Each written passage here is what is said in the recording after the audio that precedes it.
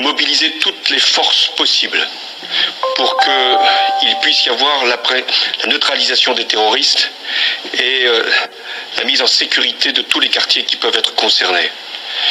J'ai également demandé qu'il y ait des renforts militaires. Ils sont en ce moment sur l'agglomération parisienne pour être sûr qu'aucune attaque ne puisse de nouveau avoir lieu. J'ai également convoqué le Conseil des ministres. Il va se tenir dans quelques minutes. 2 décisions seront prises.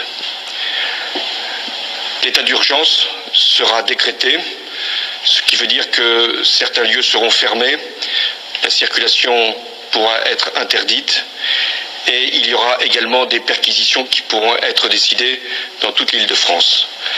L'état d'urgence, lui, sera proclamé sur l'ensemble du territoire. La seconde décision que j'ai prise, c'est la fermeture des frontières.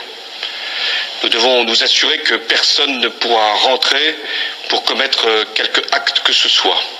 Et en même temps que ceux qui auraient pu commettre les crimes qui sont hélas constatés puissent également être condamnés s'ils devaient sortir du territoire. C'est une terrible épreuve qui, une nouvelle fois, nous assaille. Nous savons d'où elle vient, qui sont ces criminels, qui sont ces terroristes. Nous devons, dans ces moments si difficiles, et j'ai une pensée pour les victimes, très nombreuses, pour leurs familles, pour les blessés, nous devons faire preuve de compassion et de solidarité. Mais nous devons également faire preuve d'unité et de sang-froid. Face à la terreur, la France doit être forte, elle doit être grande, et les autorités de l'État fermes, nous le serons. Nous devons aussi appeler chacun à la responsabilité.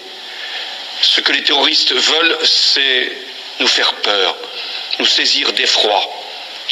Il y a effectivement de quoi avoir peur, il y a l'effroi, mais il y a, face à l'effroi, une nation qui sait se défendre, qui sait mobiliser ses forces et qui, une fois encore, saura vaincre les terroristes.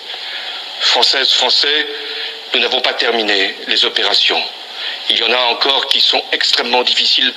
C'est en ce moment même que les forces de sécurité font assaut, notamment dans un lieu à Paris.